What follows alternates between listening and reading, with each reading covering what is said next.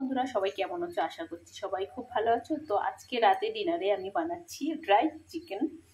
তো তার জন্য দেখো আমি এখানে পেঁয়াজ কেটে নিয়েছি, পেঁয়াজ কুচিয়ে নিয়েছি, ধনেপাতা নিয়েছি, টমেটো নিয়েছি, আদা রসুন কাঁচা লঙ্কা।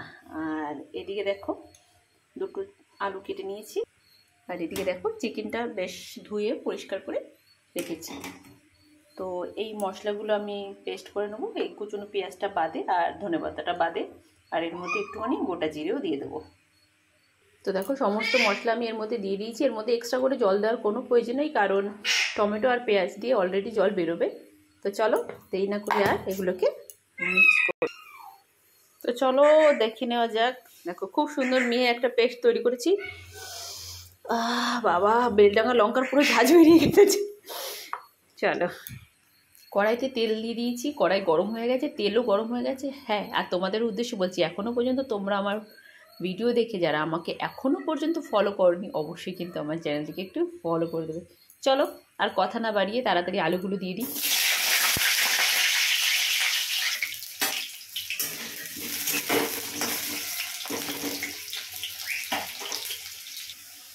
দেখো আলু ভাজা হয়ে গেছে, এবার আলুগুলোকে নামিয়ে নেব।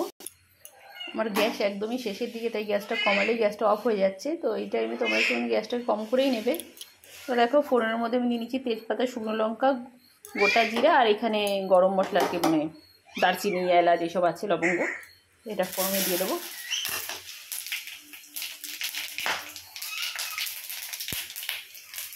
এবার ওর মধ্যেই পেঁয়াজ কুচিগুলো ছেড়ে দেবো। পেঁয়াজটা একটু ভাজা ভাজা হয়ে গেলে এর মধ্যে বেটে রাখা মশলাগুলো সব দিয়ে দিতে হবে।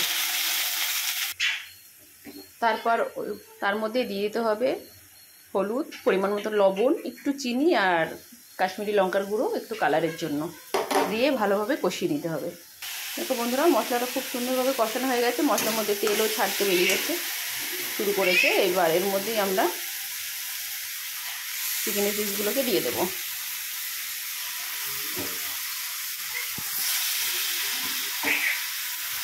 দিয়ে ভালো করে নাড়াচাড়া করে নিতে হবে।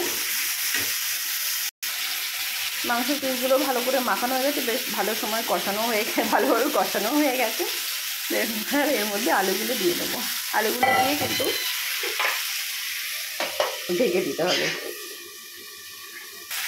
তো মাঝে মধ্যে কিন্তু ঢাকনাটা খুলে একটু নাড়াচাড়া দিতে হবে, নাহলে কিন্তু নিচে দিকে ধরে যেতে পারে, পুরো উঠতে পারে। তো এবার জল দেওয়ার পালা। আমি এই মিক্সচারের বলে অল্প জল নিয়েছি, কারণ এটা একটু ড্রাই হবে, একটু শুকনো শুকনো হবে, এই কারণে তো অল্প জলই দিলাম। জল দিয়ে এবার গ্যাসটা একটু হালকা কমিয়ে ঢেকে রাখবো 5-7 মিনিটের মতো। এবার উপর থেকে কুচিয়ে রাখা ধনেপাতাগুলো দিয়ে দেবো। আমার কড়াইটা পাতলা হয়ে গেছে বলে একটুখানি তাড়াতাড়ি পুড়ে যাচ্ছে, মানে কড়াইটায়। তো ধনেপাতাটা দিয়ে আরেকটু ফুটতে দেবো, আরেকটু নাড়াচাড়া করে দেবো। তো নামানোর আগে একটুখানি গুঁড়ো গরম মশলা ছিটিয়ে দিলেই রেডি আমাদের ড্রাই চিকেন। রুটি কিংবা লুচির সঙ্গে খেলে কিন্তু জাস্ট ফাটাফাটি লাগে।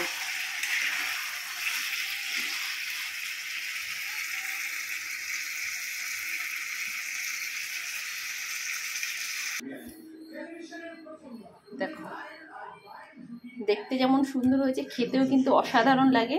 একবার ট্রাই করে অবশ্যই কিন্তু দেখতে পারো।